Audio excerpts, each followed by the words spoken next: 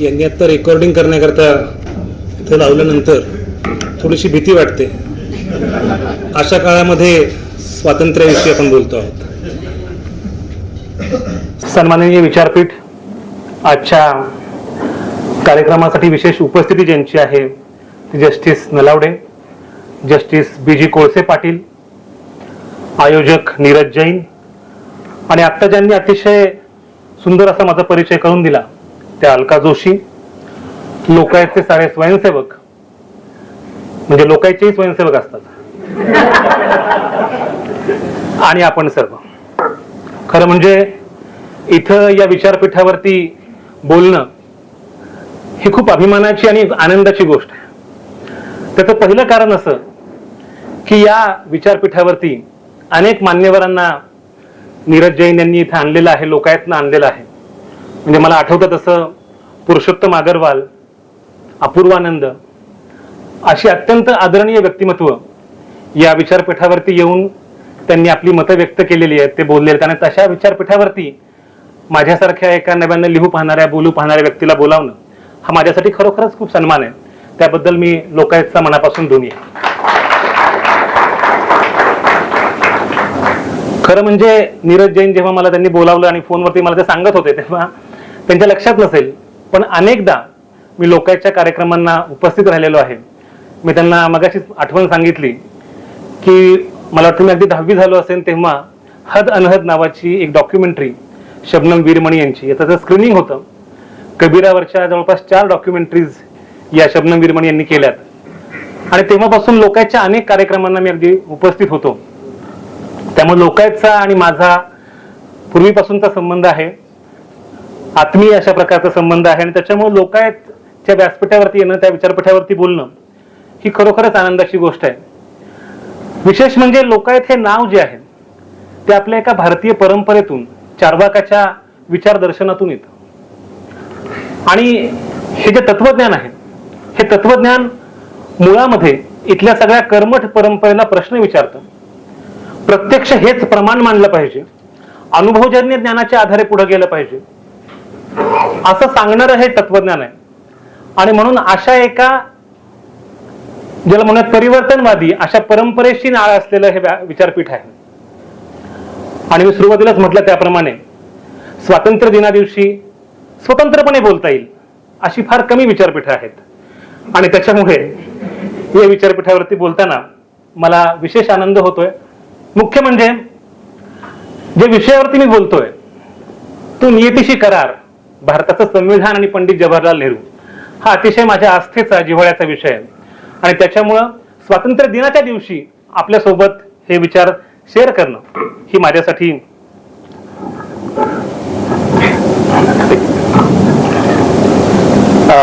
आनंदाची गोष्ट आहे. त्यामुळे मी जेव्हा जेव्हा विचार करतो आणि नियतीशी करार हा शब्द जेव्हा माझ्या कानात गुणगुणत राहतो तेव्हा मला अर्थातच पंडित जवाहरलाल नेहरूंचं 15 ऑगस्टच्या रात्रीचं भाषण आठवतं. ते म्हणाले होते की जेव्हा सारं जग झोपेत आहे तेव्हा आपण एक करार करतोय. खूप वर्षांपूर्वी आपण तो करार केला होता आणि त्या कराराची पूर्तता करण्याकरता आज आपण इथे जमलेलो आहोत. अतिशय रोमांचकारी असं अंगावर शहारा आणणारं ते भाषण आहे. केवळ 3-4 मिनिटांच्या त्या सुरुवातीच्या निवेदनामध्ये पूर्ण देश शहारला, नव्यानं जन्माला, रात्रीच्या गर्भात असे उद्याचा उषक काल. त्यामुळे या अंधाराच्या गर्भामध्ये नवा देश जन्माला येत होता. हे होत असताना देशाची फाळणी होत होती, रक्तरंजित असा सगळा भवताल होता. आणि या सगळ्या भवतालामध्ये नेहरू एक नवी दिशा दाखवत होते, नव्या दिशेने जायचं कसं हे सांगत होते. ते भाषण मला असं वाटतं की ते आपल्याला आठवण करून देतं आपण नक्की कोण आहोत. आणि म्हणून मला जेव्हा त्यांनी विचारलं की विषयाचं टायटल काय असेल, शीर्षक काय असेल, मी म्हटलं नियतीशी करार. नियतीशी करार म्हटल्यानंतर अनेकदा असं वाटतं की डेस्टिनी म्हणजे ज्याला म्हणत आपण की नियती शरणता आहे का किंवा काहीतरी दैवी आहे का, तर बिलकुलच नाही. किंबहुना भारतातल्या सामूहिक परंपरेचा शोध घेत नव्या दिशेनं जायचं कसं हे सांगणारं ते नेहरूंचं भाषण होतं. आणि म्हणून नियतीशी करार हा तो करार आहे ज्याची आज पुन्हा एकदा आठवण करून देण्याची आवश्यकता आहे. याचं कारण असं, आता सुरुवातीला अलका जोशी यांनी सविस्तर अशी मांडणी केली की आज आपण कोणत्या काळामध्ये जगतो आहोत. ते या काळात जगतो आहोत की जिथे या नियतीच्या कराराची आठवण करून देणं भाग आहे. तर आमचं योगेंद्र यादव म्हणतात तसं आपण रिपब्लिक 2.0 मध्ये प्रवेश केला आहे. हे दुसरं गणराज्य आहे.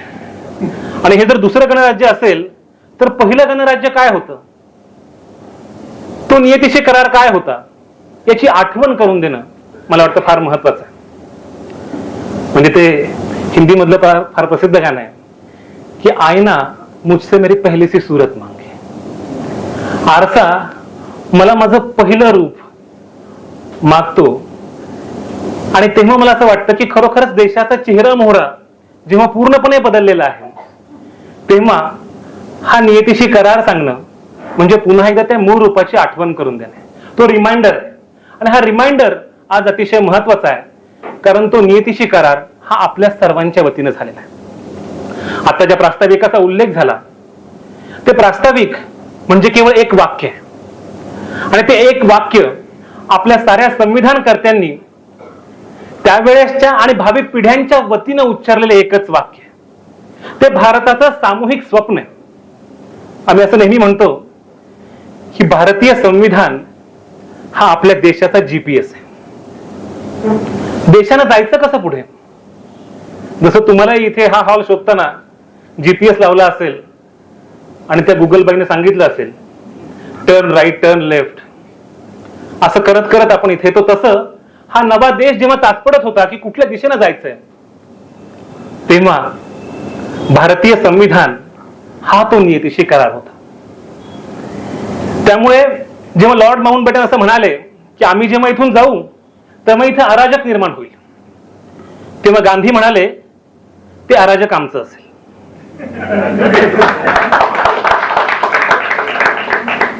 गांधी हा स्वॅग करू शकत होते याचं कारण असं की ब्रिटिशांचा सुद्धा कायद्याच्या राज्यावर विश्वास होता.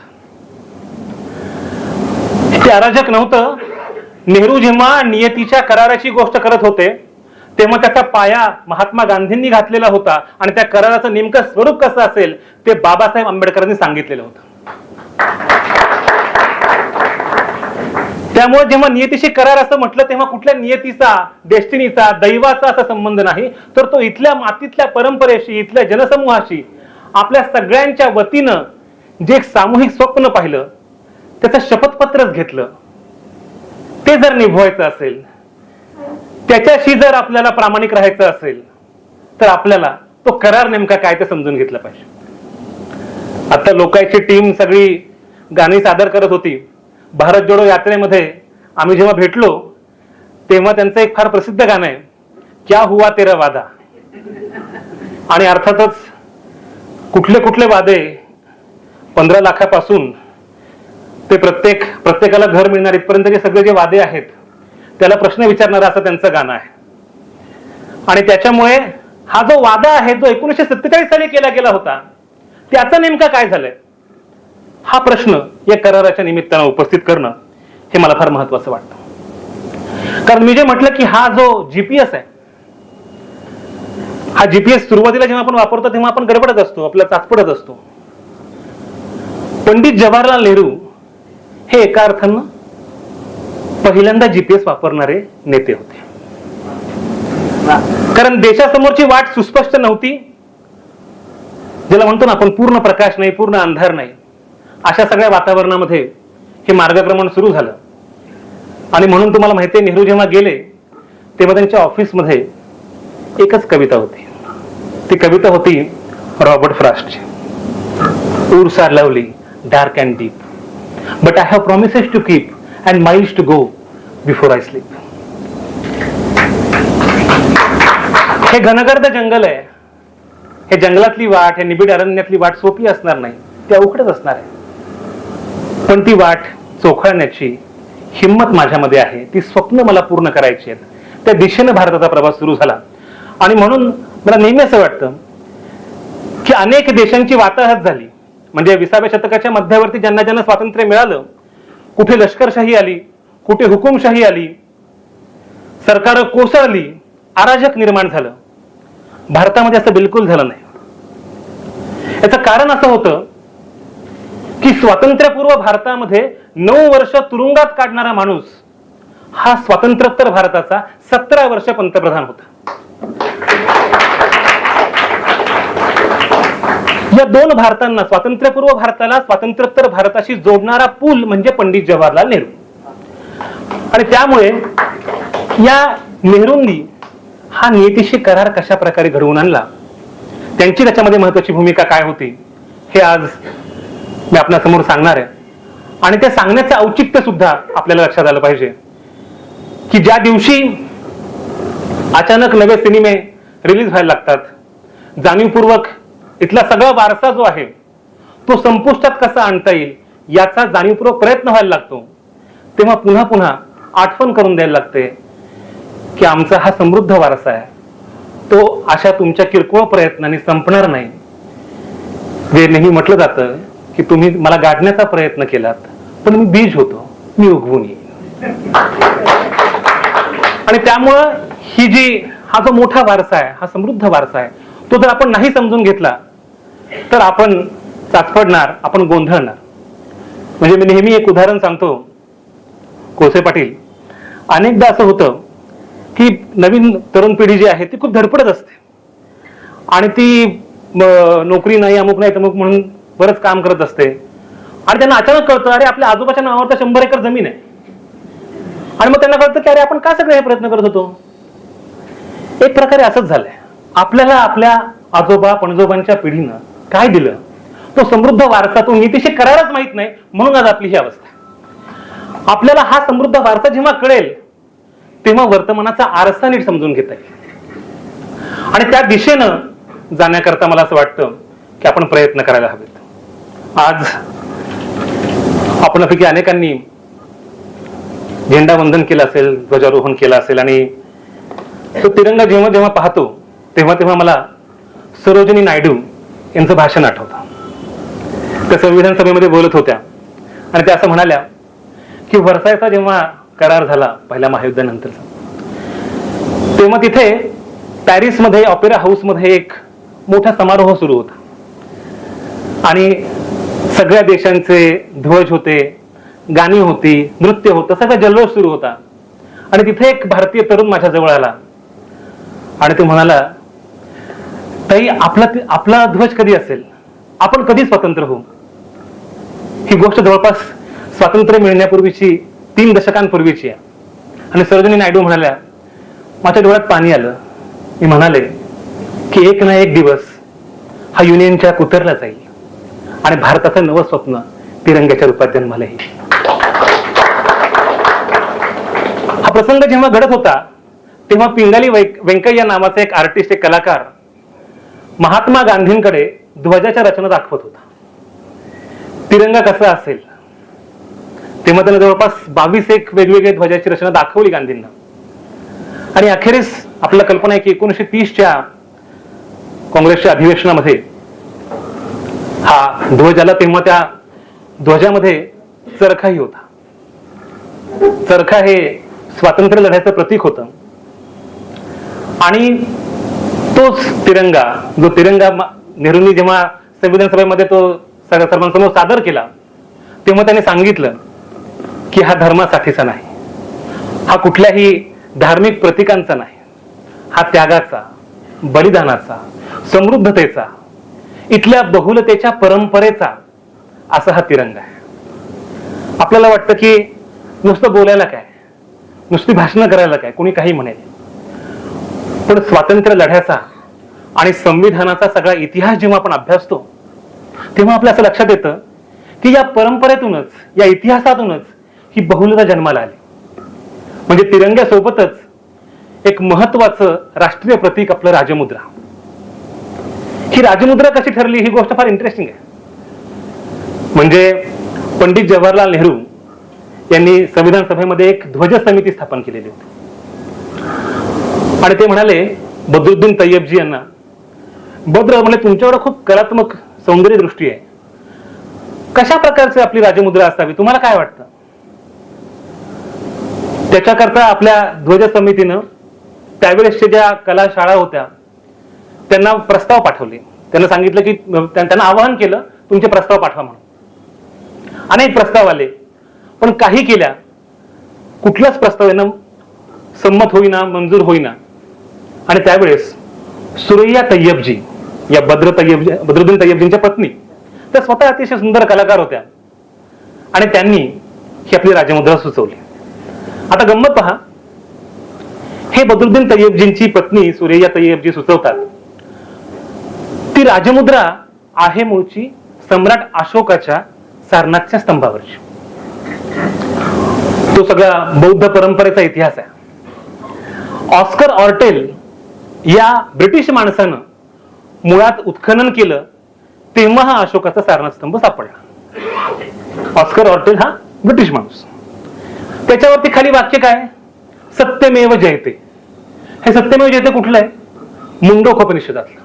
सत्याचाच विजय होतो हे मुंडकोपनिषदात लिहिलेलं आहे आणि ते सुचवतात सुरैया तय्यबजी. हा आमचा वारसा आहे.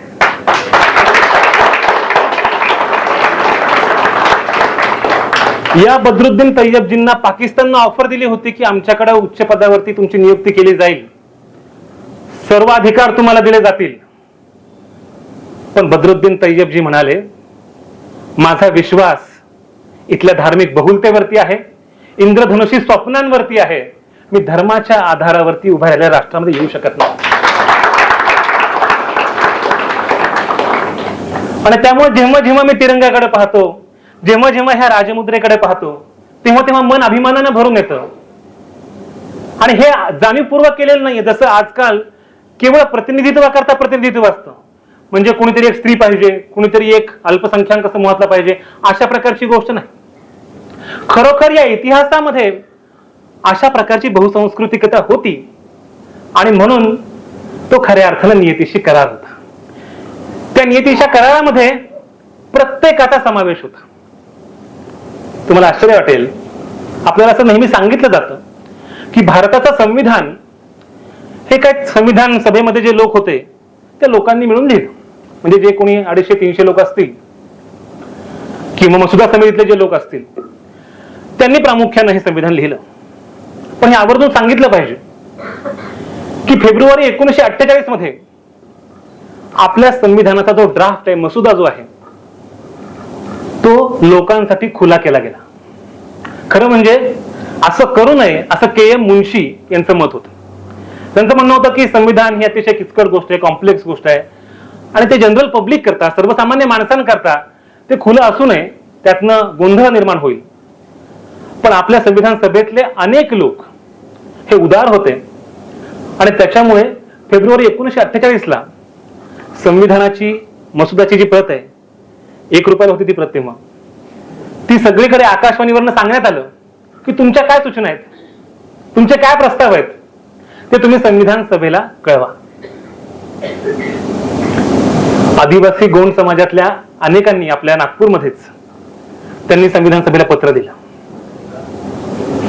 एवढंच नव्हे, आसाममध्ये जे चहा पिकवणारे शेतकरी आहेत त्यांनी संविधान सभेला लिहिलं. अक्षरशः हजारो प्रस्ताव आले. आपल्याला असं वाटतं लोक अडाणी होते, अशिक्षित होते, त्यांना काय कळत होतं? लोक अडाणी होते, अडाणी म्हणजे अशिक्षित अशा अर्थाने म्हणते,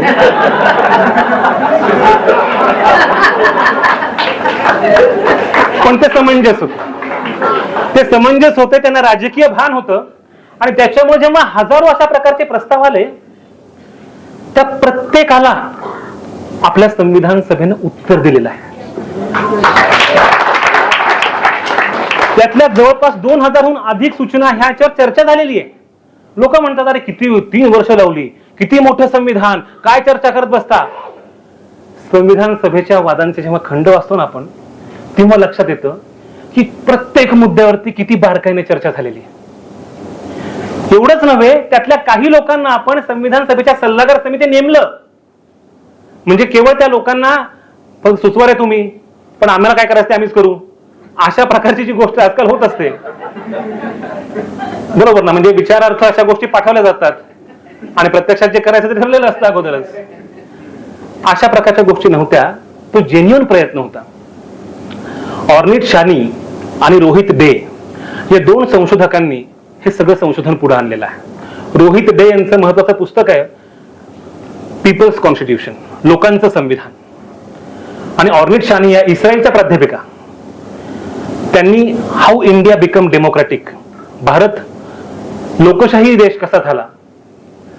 बघा, आजच्या इंडियन एक्सप्रेसला रोहित डे आणि ऑर्निट शानी यांचा लेख आहे, त्याच्यावरती लिहिलंय आवर फ्रीडम आवर कॉन्स्टिट्यूशन. इस्रायलच्या प्राध्यापिकेला भारताच्या संविधानाचं महत्व कळतं. वेगळं काही सांगायची गरज नाही, इस्रायल म्हटल्यानंतर आपला कळालं असेल. मुद्दा असा की त्यांनी हा सगळा इतिहास समोर आणला आणि हे सांगितलं आवर्जून की हा नियदेशी करार एकट्या पंडित नेहरूंचा नव्हता, एकट्या आंबेडकरांचा नव्हता, एकट्या गांधींचा नव्हता, इथल्या सर्वसामान्य माणसाचा त्याच्यामध्ये सहभाग होता. आणि या सामूहिक शहाणपणाच्या पायावरती अख्खं संविधान उभं आहे. तो नियतीशी करार उभा आहे. तो असा लेसापेसा नाही की कुणी एक निवडून आला आणि कुणी काही बदल केले किंवा बदलायची भाषा केली म्हणून सगळं काही बदलेल. ती जी जाहिरात होती ना की दीवार टूटती क्यों नाही, कसं आहे ते तुटत नाही, ते इतकं मजबूत आहे. आणि ते मजबूत करण्यामध्ये या स्वातंत्र्य सैनिकांनी, आपल्या समाज सुधारकांनी अतिशय महत्वाची भूमिका बजावलेली आहे. आपण म्हणतो स्वातंत्र्य मिळालं म्हणजे नेमकं काय झालं. एक प्रसंग आहे. लोहिया हे पंडित जवाहरलाल नेहरूंचे अतिशय कट्टर विरोधक, आणि त्यांनी असं सांगितलं एका स्त्रीला की नेहरूंचं भाषण झालं की नेहरूंना जाऊन भेटायचं आणि म्हणायचं, नेहरू बाबा तू म्हणतो स्वातंत्र्य मिळालं, आम्हाला काय मिळालं. ठरल्याप्रमाणे विरोधकांच्या तुम्हाला माहिती स्ट्रॅटेजीज असतात तशा नेहरूंचं भाषण झालं. त्या बाई समोर गेल्या, त्यांनी चक्क कॉलर पकडली आणि म्हणाल्या, नेहरू बाबा तुमचं स्वातंत्र्य मिळालं, स्वातंत्र्य मिळालं, आम्हाला काय मिळालं. नेहरू म्हणाले पंतप्रधानाची कॉलर पकडण्याचं स्वातंत्र्य मिळालं.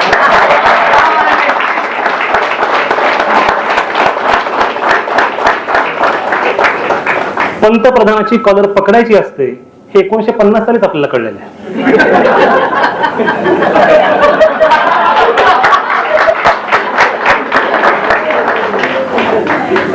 हे स्वातंत्र्य मी जेव्हा उपभोगत असतो तेव्हा माझ्यावरती जबाबदारी पण असते. आज काय केलं जावं याच्याकरताच तर मी हे सांगतोय. आणि त्याच्यामुळे उत्तरदायित्व ही सगळ्यात महत्वाची गोष्ट आहे. आवर्जून सांगितलं पाहिजे की आपल्या देशामधल्या या सगळ्या परंपरेमधून, या इतिहासातल्या सगळ्या घटनांमधून आपण बोध घेतला पाहिजे. आणि पंडित जवाहरलाल नेहरू हे स्वातंत्र्याचे पुरस्कर्ते होते, अभिव्यक्ती स्वातंत्र्याचे पुरस्कर्ते होते. याचे अनेक पुरावे सापडतील. म्हणजे तुम्हाला आश्चर्य वाटेल, 1937 साली कलकत्ता मॉडर्न रिव्ह्यू या वृत्तपत्रामध्ये एक लेख प्रसिद्ध झाला. त्या लेखाचं शीर्षक होतं we want no Caesars. We want no सीझर्सचा अर्थ असा की आम्हाला हुकुमशहा नको आहेत. सीझर हे त्या अर्थानं वापरलेलं होतं. आणि लेखाच्या खाली लेखकाचं नाव होतं चाणक्य. आता चाणक्य म्हणजे कोण? आजकाल ते चाणक्य कोणालाही म्हटलं जातं. मग लोकांना तो प्रश्न पडला आणि अखेरीस जे कळलं, नलावडे सर, तो लेख दुसऱ्या तिसरा कोणी नाही, दस्तूर खुद्द पंडित जवाहरलाल नेहरूंनी लिहिला होता. नेहरूंना असं का लिहावं वाटलं? नेहरू म्हणाले की जर एकाच माणसाच्या हातामध्ये हा देश गेला तर हे देशाचं अधःपतन होईल, इथली लोकशाही संपुष्टात येईल. आणि म्हणून लोक भलेही माझ्यावर प्रेम करत असू द्या, तो मी असो किंवा आणखी कुणी असो, एका माणसाच्या हातामध्ये, हुकुमशहांच्या हातामध्ये हा देश देता कामा नये. नेहरू असं म्हणत होते. त्याला आधार होता 2 महायुद्धांच्या काळामध्ये इटली, जर्मनी, जपान या देशांमध्ये ज्या प्रकारच्या फॅसिस्ट शक्ती आल्या होत्या, मग तो मुसोलिनी असो, ॲडॉल्फ हिटलर असो, यांच्यामुळे जगभरात काय घडतं आहे याचं सर्वाधिक भान जर कुणाला असेल तर ते पंडित जवाहरलाल नेहरूंना होतं. आणि म्हणून हिटलरनं बोलावलं, मुसोलिनीनं बोलावलं, पण नेहरू त्यांच्याकडे गेले नाहीत. एवढंच नव्हे, मुसोलिनीनं जेव्हा टागोरांना बोलावलं होतं तेव्हा मात्र टागोरांच्या विषयी अतिशय चुकीच्या अशा प्रकारच्या फेक न्यूज ह्या इटालियन भाषेमध्ये तिकडच्या वृत्तपत्राने छापल्या होत्या. म्हणजे फेक न्यूज हा तसा काही नवीन प्रकार नाही, पण नेहरूंना या सगळ्याची कल्पना होती आणि त्याच्यामुळे नेहरूंनी जाणीवपूर्वक या हुकुमशाहीला नकार दिला. बाबासाहेब आंबेडकरांचं संविधान सभेतलं शेवटचं जे भाषण आहे त्या भाषणामध्ये बाबासाहेबांनी हेच म्हटलं, विभूती पूजा हा भारतीय समाजाला जडलेला रोग आहे.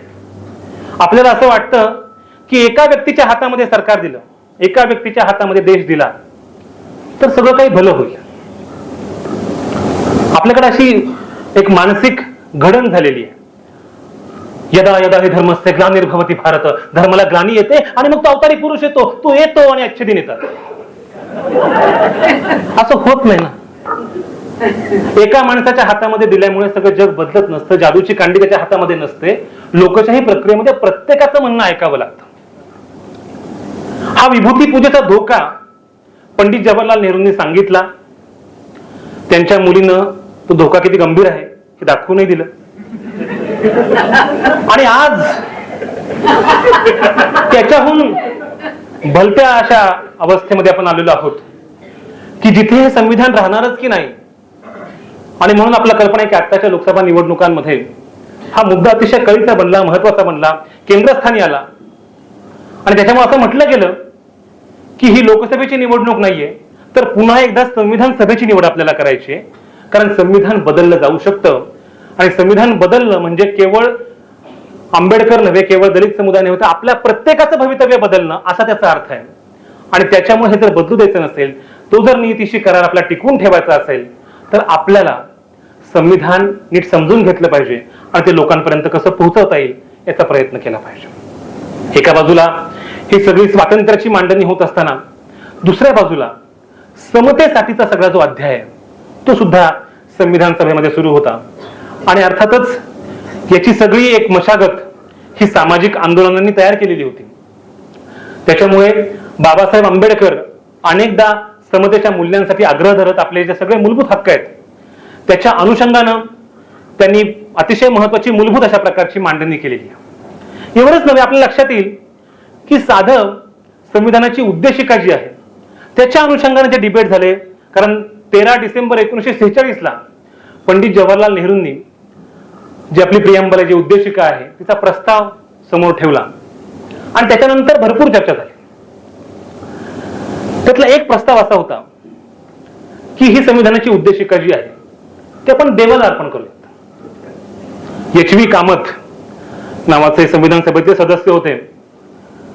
त्यांनी जेव्हा असा प्रस्ताव समोर ठेवला तेव्हा आसामचे रोहिणी कुमार चौधरी ते म्हणाले, नाही, देवीला अर्पण करूयात. तुम्ही हसताय तशाच प्रकारे संविधान सभेमध्ये हशा पिकला. ते म्हटले, काय गंमत चालली आहे.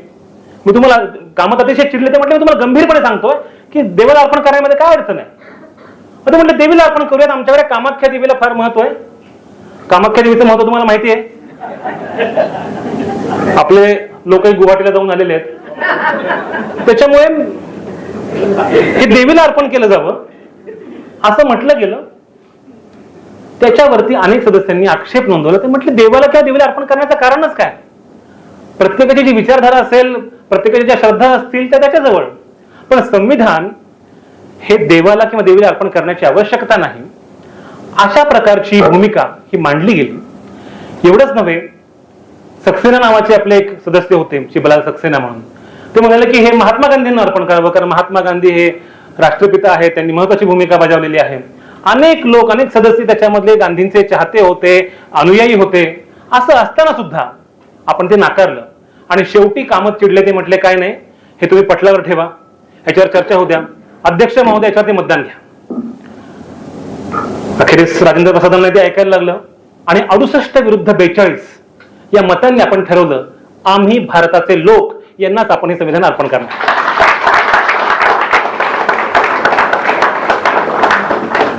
तर मग आता जे काही असेल, जे काही भलबुरं घडेल त्याची जबाबदारी आमची. ती जबाबदारी, त्या जबाबदारीपासून आम्ही पळ काढू शकत नाही.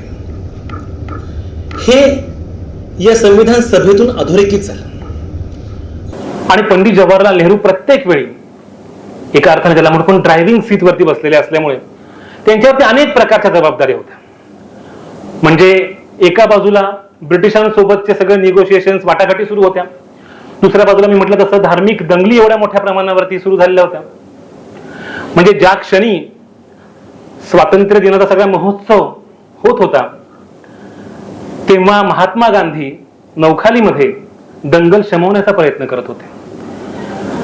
तेव्हा हा देश जेव्हा स्वतंत्र झाला तेव्हा एका डोळ्यामध्ये हसू आणि एका डोळ्यामध्ये आसू अशी अवस्था होती.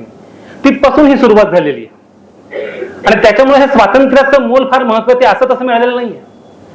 त्याच्याकरता अनेकांनी बलिदान दिलं तेव्हा कुठे हा देश स्वतंत्र झाला. त्यामुळे देशाला स्वातंत्र्याचं महत्व माहिती आहे, बहुलतेचं महत्व माहिती आहे, आपल्यावरती असलेल्या जबाबदारीचं भान आहे. आपल्या सगळ्या संविधानकर्त्यांनी पुन्हा पुन्हा ही जबाबदारी अधोरेखित केलेली आहे. तिथपासून हा सगळा प्रवास सुरू होतो. एक प्रसंग आवर्जून सांगितला पाहिजे आणि तो पुन्हा मी यासाठी सांगतोय की आज जे घडतंय ते कुठल्या प्रकारचं घडतंय आणि पूर्वी आपल्या इतिहासामध्ये काय घडून गेलं. सोमनाथ मंदिराच्या जीर्णोद्धाराचा प्रसंग आपल्यापैकी अनेकांना ठाऊक असेल. या सोमनाथ मंदिराच्या जीर्णोद्धारासाठी तत्कालीन राष्ट्रपती राजेंद्र प्रसाद यांना आमंत्रण दिलं गेलं. तेव्हा पंडित जवाहरलाल नेहरूंनी एक पत्र दिलं राजेंद्र प्रसादांना. ते म्हणाले की आपण राष्ट्रपती आहात, संवैधानिक पदावरती आहात, धर्मनिरपेक्षता हे आपल्या संविधानानं महत्वाचं मूल्य मानलेलं आहे आणि त्याच्यामुळे सोमनाथ मंदिराचा जीर्णोद्धाराचा प्रकल्प व्हायचा तर होऊ देत, पण त्याच्यामध्ये आपण सहभागी होऊ नये, आपण त्या कार्यक्रमाला उपस्थित राहू नये अशी माझी तुम्हाला विनंती आहे. पंतप्रधानांची राष्ट्रपतींना बोलण्याची अशी एक नम्रतेची भाषा असते. जेव्हा सुसंस्कृत पंतप्रधान असतात तेव्हा ते अशा प्रकारे संवाद साधतात. राजेंद्र प्रसादांनी त्यांना जे उत्तर दिलं ते उत्तर ते म्हणाले की माझ्याकडे डिस्क्रिशनरी पॉवर्स आहेत. म्हणजे दोन जस्टिस असताना खरं म्हणजे बोलणं फार अवघड गोष्ट आहे. स्वविवेकाधीन अशा प्रकारचे अधिकार आहेत. आता विवेक म्हटलं की मला जरा भीती वाटते, पण अशा प्रकारचा विवेक जो आहे तो त्यांनी वापरला नाही आणि ते त्या कार्यक्रमाला हजर राहिले.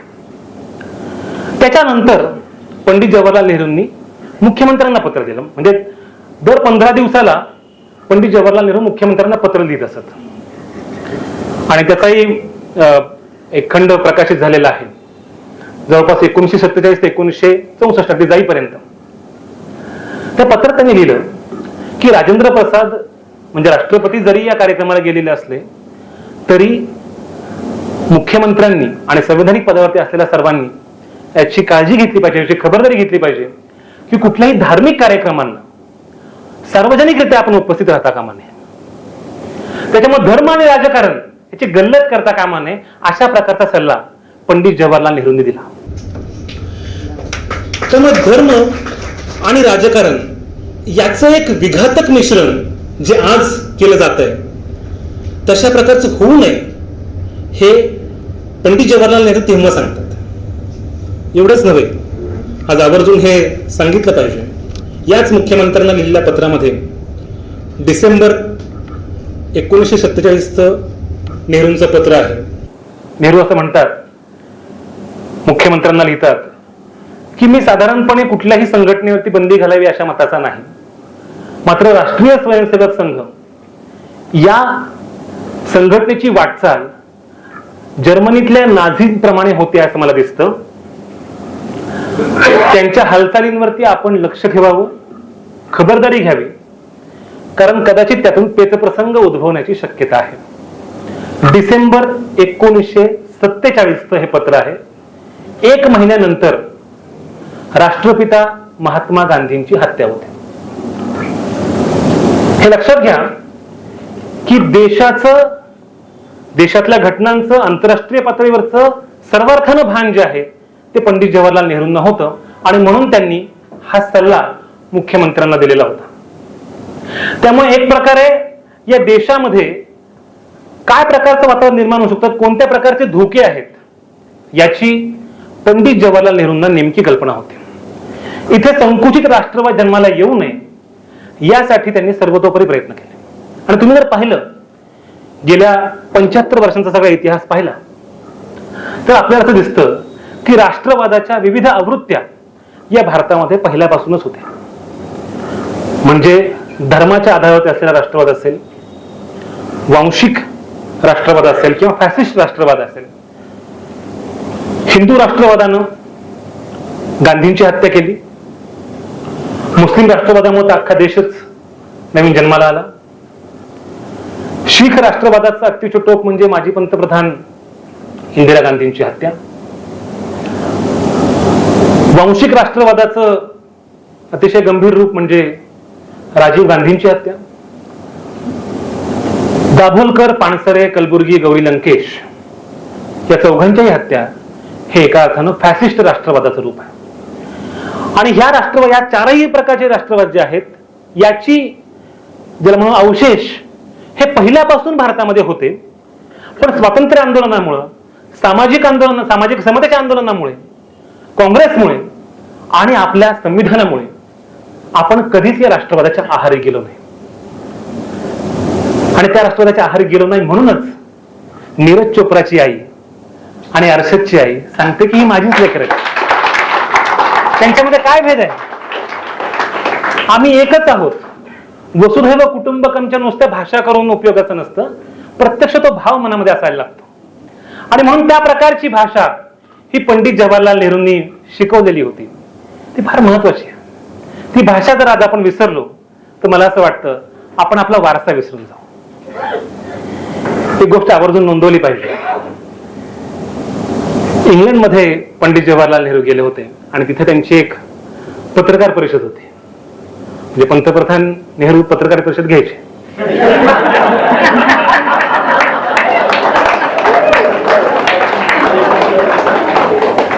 आणि युके मध्ये गेल्यानंतर पण घ्यायचे. तिथं फक्त ANIचेच लोक होते वगैरे असं नाही, सर्व पत्रकार तिथे उपस्थित होते. आणि तिथं त्यांनी असं विचारलं की नेहरू, तुम्ही सगळं बाकीचं बोलता पण तुमच्या देशानं लगेचच कॉमनवेल्थ मध्ये प्रवेश केला. खरं म्हणजे ब्रिटिशांनी तुमच्यावरती एवढे वर्ष अन्याय केला, अत्याचार केला. बघा, युकेचा पत्रकार विचारतोय, ब्रिटिशांनी तुमच्यावरती एवढे वर्ष अत्याचार केला आणि तरी सुद्धा तुम्ही तात्काळ कॉमनवेल्थ मध्ये सहभागी झालात.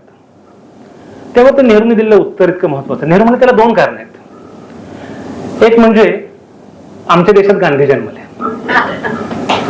आणि दुसरं म्हणजे आम्ही भारतीय लोक दीर्घकाळ द्वेष करत नाही. त्यामुळे हा देश प्रेमाचा आहे आणि प्रेमाच्या आधारावरती उभा राहिलेला हा देश आहे. हा देश कुणाचा द्वेष करा, कुणाला तरी दुसऱ्या देशात पाठवा, कोणीतरी आपले दुश्मन आहेत त्यांना संपवा, गोली मारो सारो को, ही भाषा आपल्या देशातली नाही. ती असतील तर ती इथल्या परंपरेशी नाळ सांगत नाहीत. ही भाषा इथली प्रेमाची आणि संविधानानं प्रेमाची भाषा शिकवलेली आहे. जेव्हा संविधान लिहिलं जात होतं तेव्हा पंडित जवाहरलाल नेहरूंची एक इच्छा होती की हे संविधान हस्तलिखित स्वरूपात असावं. कारण आज आपल्या कल्पना आहे, अनेक गोष्टी तेव्हाही प्रिंटिंग आणि सगळ्या गोष्टी होत्याच, पण प्रत्यक्ष हाताने लिहिलेलं जे आहे. आणि नेहरूंना अर्थातच त्यांची एक विलक्षण अशी सौंदर्य दृष्टी होती. तर त्यांना सांगितलं की प्रेम बिहारी नारायण रायजादा नावाचा एक सुलेखनकार आहे, कॅलिग्राफी करणारा माणूस आहे, तो फार सुंदर अशा प्रकारे लिहितो. नेहरू म्हटलं ठीक आहे, काय हरकत नाही. त्यांनी प्रेम बिहारी नारायण रायजादांना बोलावलं आणि प्रेम बिहारींचे आजोबाही अत्यंत उत्कृष्ट असे सुलेखनकार होते. यांनीही अगदी आर्ट स्कूल मधनं प्रशिक्षण घेतलेलं होतं. तर नेहरू म्हटलं की असं असं लिहायचं आहे, तर तुम्ही किती मानधन घ्याल? तर ते प्रेम बिहारी नारायण रायजादा त्यांना माहित होतं की आपण जे लिहितोय ते किती महत्वाचं आहे, किती ऐतिहासिक आहे. प्रेम बिहारी नारायण रायजादा असं म्हणाले की मी एकही रुपया घेणार नाही, फक्त माझी अट एकच आहे, या हस्तलिखिताच्या प्रत्येक पानावरती माझी स्वाक्षरी असेल. प्रेम बिहारींनी काय स्वाक्षरी केली? प्रेम बिहारींनी प्रत्येक पानावरती लिहिले प्रेम.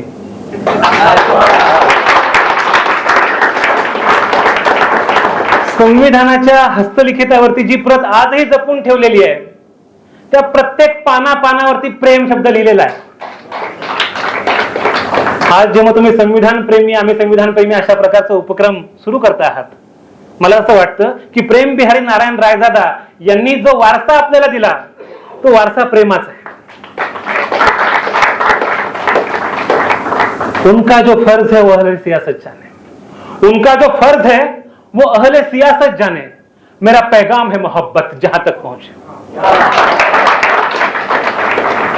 आणि त्याच्यामुळे त्यांनी द्वेष कितीही पसरवायचा प्रयत्न केला तरी सुद्धा आमचा वारसा प्रेमाचा आहे.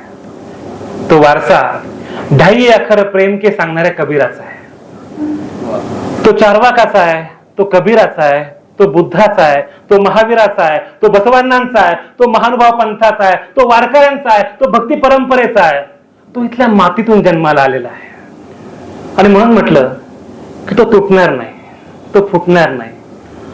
पण तो हे असंच होणार नाही, साहजिकपणे होणार नाही, नैसर्गिकपणे होणार नाही. त्यासाठी आपल्या सगळ्यांना प्रयत्न करावे लागतील.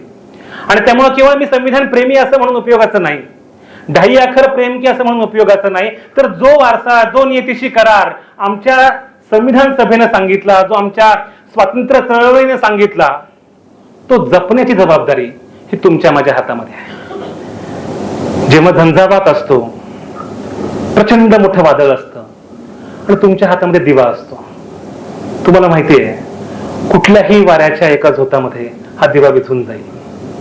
अशा वेळेस ज्याच्या हातामध्ये ज्योत आहे त्यानं खूप जपून चालला पाहिजे. त्याच्यावरची जबाबदारी ही खूप मोठी आहे. आपण असं नेहमी म्हणतो ज्योत से ज्योत जगाते चलो. त्यामुळे ज्या पिढ्यांनी एवढा मोठा वारसा आपल्याला दिला, मी नेहमी एक उदाहरण सांगत असतो की जेव्हा जेव्हा जत्रेमध्ये किंवा एखाद्या मोठ्या महोत्सवामध्ये बापाच्या खांद्यावरती पोरगं बसतं तेव्हा ते म्हणतं, बघा मला फार पुढचं दिसतंय पप्पा तुम्हाला दिसतच नाही. पप्पा म्हणतो, मला दिसत नाही पण तुला हे कळत नाही की तू माझ्या खांद्यावर बसलास. त्यामुळे या स्वातंत्र्य लढ्याच्या या मागच्या पिढ्यांनी दिलेल्या वारशाच्या अधिष्ठानावरती, त्या खांद्यावरती आपण उभे आहोत. आणि तो खांदा टिकवायचा असेल, तो वारसा पुढे न्यायचा असेल तर केवळ बोलून चालणार नाही, तर आपल्या प्रत्यक्ष कृतींमधून हा बदल घडवावा लागेल. आणि तो बदल घडण्याची सुरुवात जे आपल्याला महात्मा गांधींनी सांगितलं, be the change you believe in, या बदलाची सुरुवात ही तुमच्या आणि माझ्यापासून व्हायला हवी, ती स्वतःपासून व्हायला हवी. त्यासाठी स्वतः विचार करायला हवा. आजची गंमत अशी झाली आहे की आपण विचार करण्याची प्रक्रिया आउटसोर्स केली आहे. आपण स्वतः विचार करत नाही. म्हणजे सुधारक आगरकर असं म्हणाले होते की लोक हो तुम्ही विचार कलहाला का घाबरता, म्हणजे विचाराच्या संघर्षाला. आजची गंमत अशी आपण विचार करायलाच घाबरतो. एक रुका हुआ फैसला नावाचा सिनेमा आहे, त्या सिनेमातला एक संवाद आहे.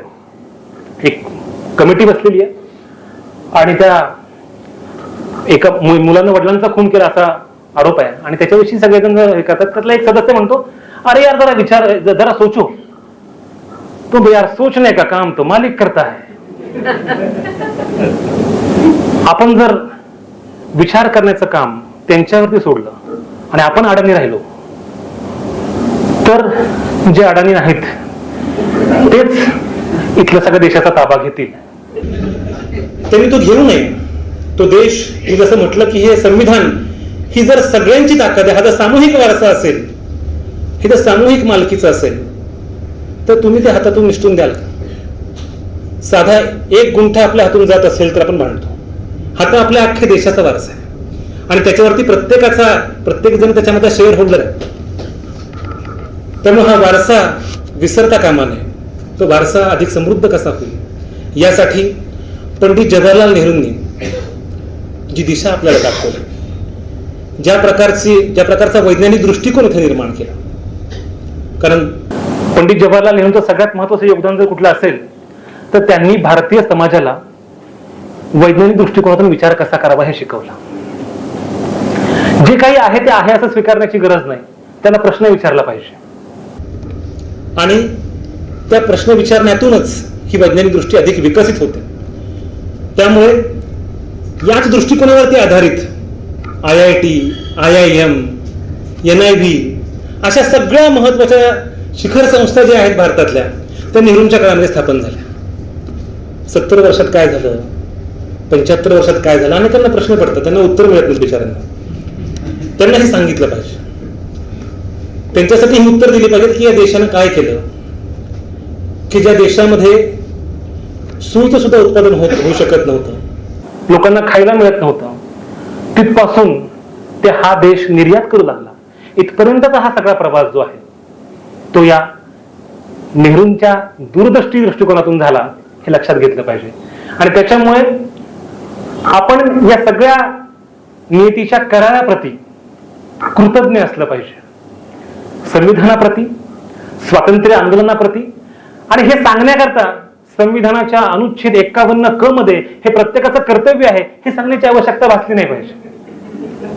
मग ते कर्तव्य होऊन जात. आपल्याला मनापासून आतून हे पटलं पाहिजे. आणि त्यासाठी ज्याला म्हणतो आपण एखादी गोष्ट इंटरनलाइज करणं, आत्मसात करणं, हा स्वातंत्र्य लढ्याचा वारसा जर आपण आत्मसात नाही केला आणि जर आज तो वारसा नष्ट करण्याचा, तो नियतीचा करार संपुष्टात आणण्याचा जो प्रयत्न होतोय त्याला जर विरोध नाही केला तर येणाऱ्या पिढ्या तुम्हाला आणि मला माफ करणार नाहीत, याची जाणीव आपल्या मनाच्या तळाशी असू द्यात. आपण माझं लांबलेलं भाषण ऐकून घेतलं त्याबद्दल आपल्या सर्वांचे आभार मानतो.